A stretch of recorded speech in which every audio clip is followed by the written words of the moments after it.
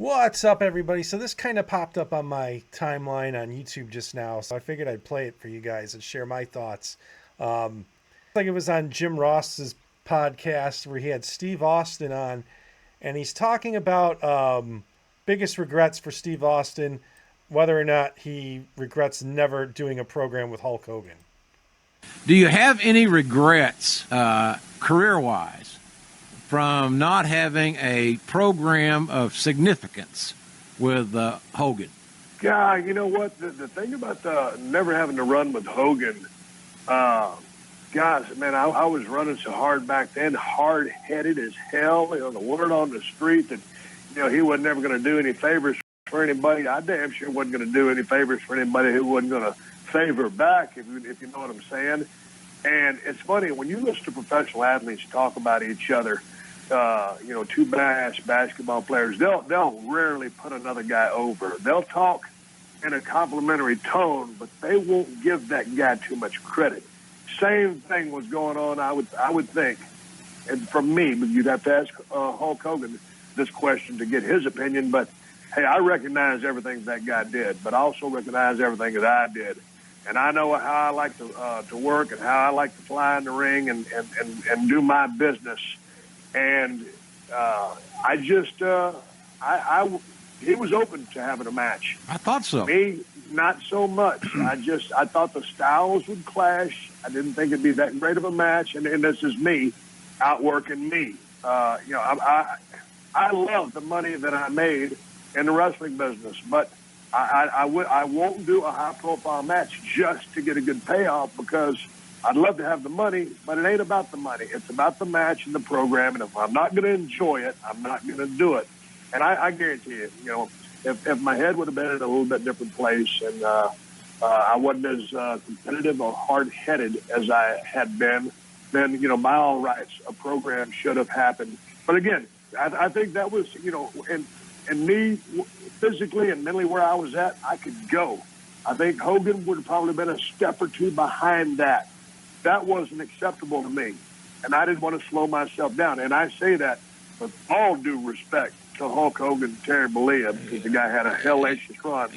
That was my thought process back in the day. I think, Steve, quite honestly, whether it's a one-off or and if I had been picking up the pencil and was going to pencil in the match and book an angle, it'd be a one-off, one time.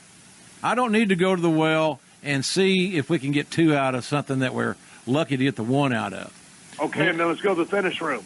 Yeah, that's easy. It's easy for you and me. Well, see, yeah, he gets a stunner. You're staying. He's leaving. You give him a hug or shake his hand like a man when it's over, and he's as whole as he could be if you chose to do that. Or you do it the next night on Raw when all of a sudden, he maybe somewhere down the road, it's you and him in a tag match.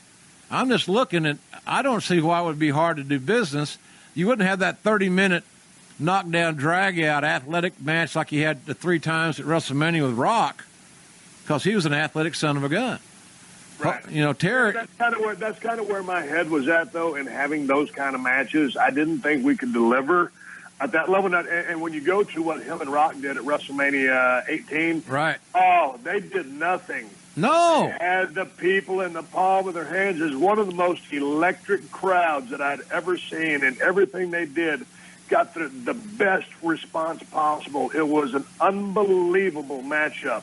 So they did it without really doing anything, and everything they did meant so much. Yeah. I'd take my hat off You could have those two guys for the match that they put on that night. Yeah. Let me ask. Okay. I was at that WrestleMania, by the way, WrestleMania 18. I was in the last row of the arena, but I was there.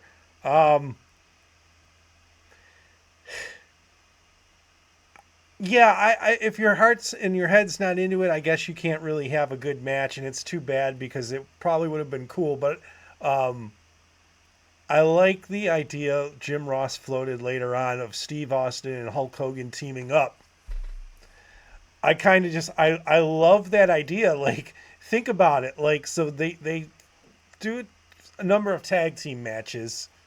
And then after the match, when they win, you have Hogan posing and Austin drinking beers.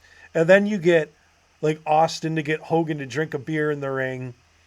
And then you get Hogan to have Austin doing the posing. I think that would have been really, really cool to see on TV. I think that like a Hulk Hogan, Steve Austin tag team, that idea would have excites me more than a Hulk Hogan, Steve Austin match. Obviously, with Hulk Hogan passing away, that'll never happen. We did see Hulk Hogan and Steve Austin and The Rock in the ring together drinking beer at WrestleMania, which was cool as hell. That was pretty awesome. And Hulk Hogan has been on Steve Austin's podcast, and they've talked about it themselves, like how it just never happened. But that would have been cool. It would have been a cool match. I wonder how you book it. Like Hulk Hogan turned face because of his match with The Rock. The fans weren't going to boo him. So what do you do with Steve Austin? Do you make him turn heel like you made Shawn Michaels turn heel? Or do you have a babyface versus babyface match? It's kind of hard to figure out how you would book this match. But I really think it's a shame we didn't get it. It's a bigger shame we didn't get the Steve Austin Hulk Hogan tag team, but it's a shame we didn't get the Hulk Hogan Steve Austin match. That's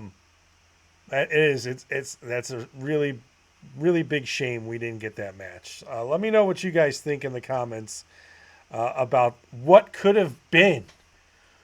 What could have been, like, just one-on-one. I'm not talking about run-ins, like having Hulk Hogan have like people running in on his behalf, or Steve Austin having people run in on his behalf. I'm just talking one-on-one.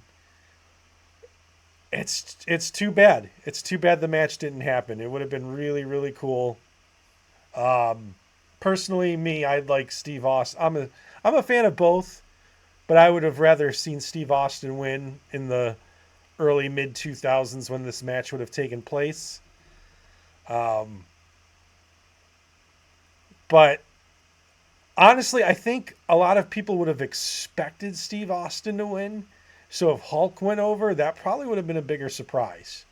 Because Hulk was doing a lot of jobs in those early to mid 2000s. He was losing to guys like, he lost to The Rock, he lost to Kurt Angle. He had his world title run, and then he lost the title.